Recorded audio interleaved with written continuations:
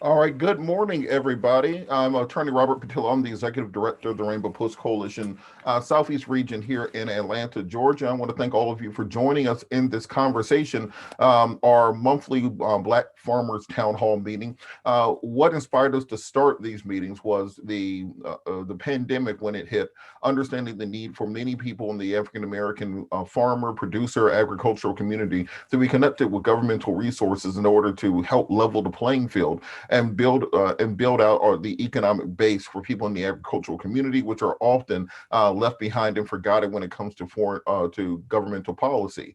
Today, we're convening our first conversation of this year, featuring a very well-esteemed panel. We have Mr. Joe Leonard, who's a former USDA official during the Obama administration. We're also joined by Georgia State Agricultural Commissioner Gary Black. And a little later, we'll be joined by Georgia Congressman Representative David Scott to talk about many of these programs. To begin, I'm going to introduce our first speaker, Georgia State Agricultural Commissioner, Mr. Gary Black.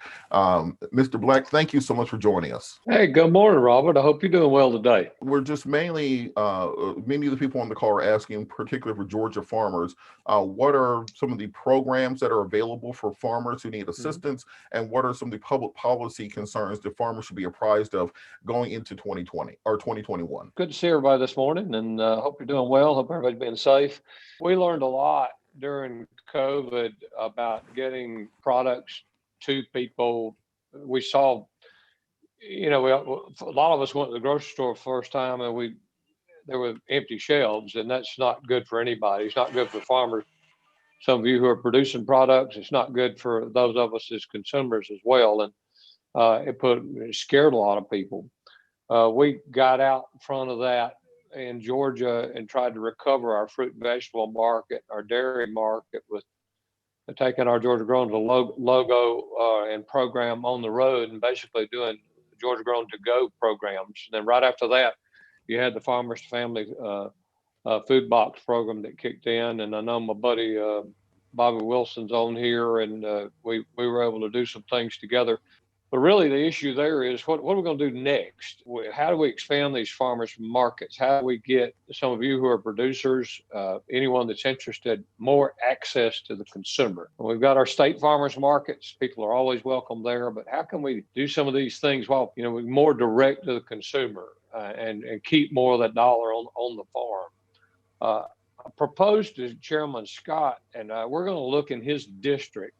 In his congressional district. Right now, we're searching for 5 locations, basically, and I'm just going to use the term, Robert, let's say those maybe a convenience store that's out of business, that's not operating, but still is something that could be used, something that maybe still has cooling capability.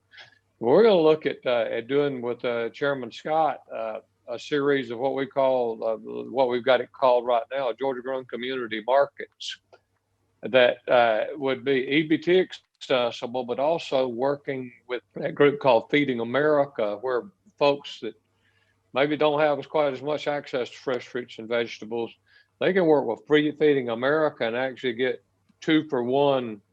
If you're buying fresh fruits and vegetables and not Mountain Dews and Cheetos, you can get 2 for the price of 1. So it really adds value to the consumer, but also gets a market for our farmers. We want to keep you abreast of this as we try to develop it. We're hopeful we can do some things this spring, but if not, for the fall vegetable crop season, that's certainly on the drawing table. I'm going to turn the floor over to Chairman Congressman David Scott to give us an update on federal level programs for Black farmers and also any legislation that concerns the community that we need to be apprised of so that we can all be active in the political process going forward. So with that, I'll turn it over to Chairman Congressman David Scott. We have to deal with the discrimination charges, those areas where our African American farmers have not been dealt fairly with. We got to resolve. God has blessed me with becoming the first African American to chair the House Agriculture Committee. I am very proud of that, but I also know why the good Lord moved to get me here. And I say that because That's the answer at this time for us to move to finally correct this imbalance. And let me tell you why, just a little history here.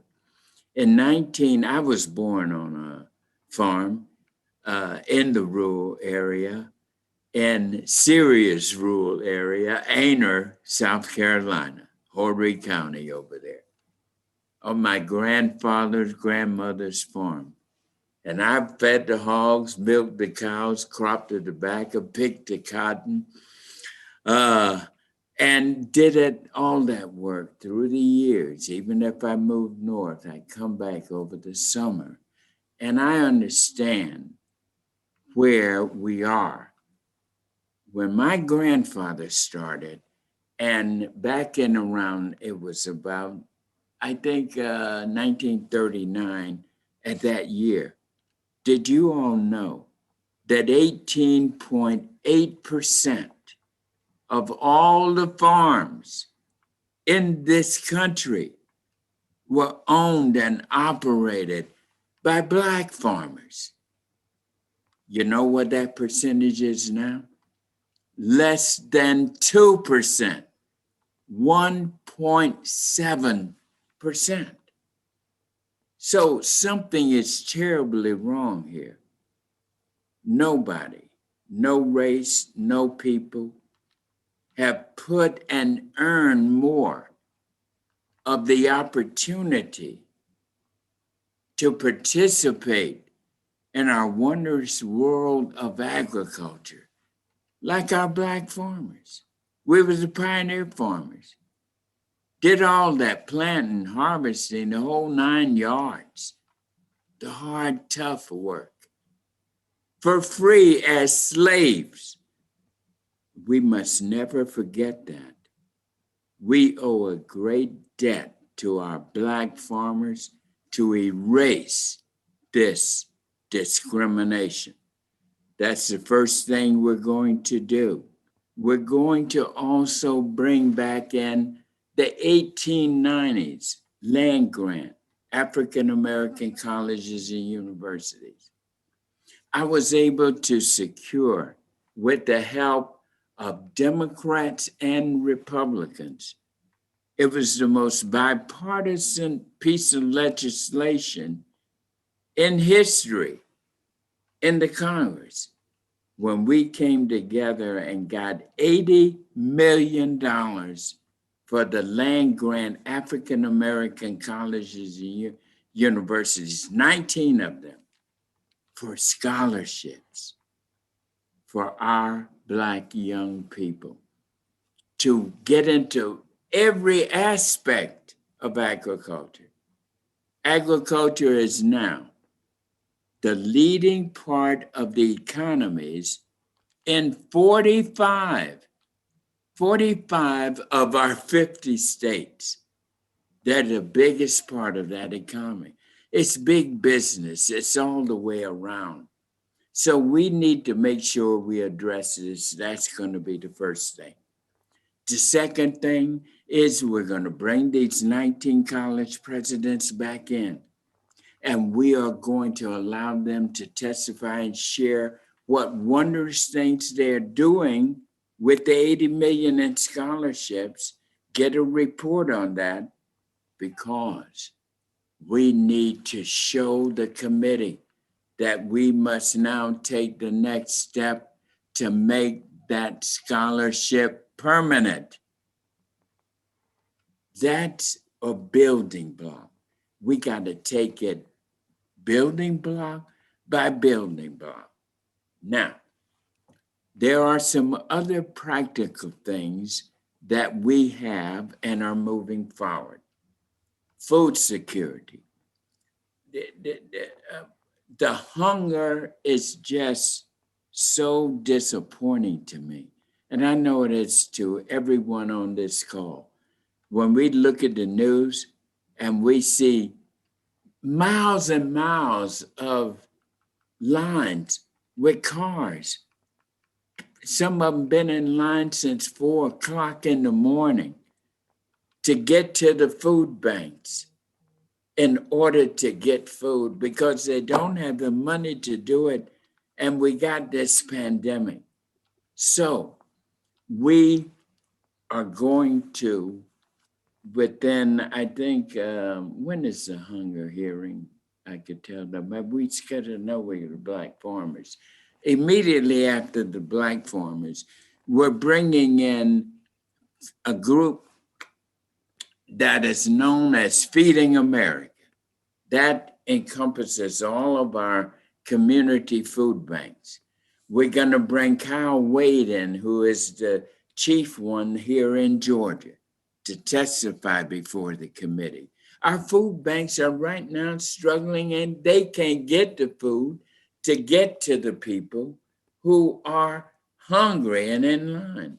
And as I mentioned, we got 17 million. So we have got to increase our output into the hands of Feeding America. We also have written into this bill that the COVID-19 bill, the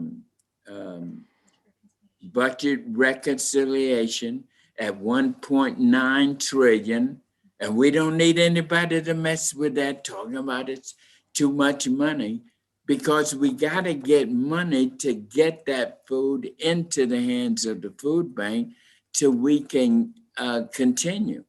We got to get money into the hands of these poor our consumer folks to keep the economy going, as I tell my Republican friends, who are always saying we got to keep the economy going. Well, they must know that the so salient way of how you keep a strong economy is you've got to keep money in the hands of those who will spend it. The consumers have got to have that money. And so we got to do all of those things together. But we don't want to move out and say much more on the Black farmers, because we got to bring the Black farmers in and listen to them. Who better to tell us what we need to do to help the Black farmers if we don't have the Black farmers at the table to tell us? Who better to tell us what we need to do with the Department of Agriculture than to have the Secretary of Agriculture at the hearing listening to the discrimination charges, and for me and the committee to make sure we put in place the appropriations for the money that's needed, particularly in terms of credit and land acquisition. Many of our younger generation of African Americans now realize how valuable, how profitable farming is. So they're not running away from the farm anymore. They're not going up with the great migration that happened 50, 60, 70 years ago. They want to till the soil. They want to become farmers. In order to do that, we've got to get the appropriate amount of money into the hands of the beginning farmers so we can build that program up. We got to do the same thing and use the anchor of our 1890s. Finally, I want to say this, and I will end on this note. When my granddaddy told me that sometimes when you're in a room with a big audience and a blind person comes into that room, if you watch him, that blind person feels his way. He has his stick and his cane and he knows. Now, if you watch that blind man when he leaves, he gets out of that room so smoothly on his way back because he follows and he understands how he got to the place where he ended. And that's what we must do. and this is why I anchor so much of my help in terms of the 1890s. When the South was devastated after the Civil War, they lost almost 60% of their young men, but they had the land. That's why they called these schools land grant. They had the land, which means they had agriculture. But the anchor of that in Georgia was the University of Georgia. When 1890 came, they put Valdosta, same thing in Florida. But it was these land grant colleges and universities that built up agriculture. We must do the same thing now with our Black land grant schools and make them, because we can do a lot of things, but we have to have partners out in the agriculture communities who can help to deliver Black farms, can support them and have the mechanisms. And so I'm very delighted. We have an excellent team. I have a fantastic staff who is dedicated to solving the discrimination, doing away with it, so that regardless of race, creed, or color, regardless of that, everybody will be able to participate in this wonderful world of agriculture. And we are making this a #1 priority for the House Agriculture Committee.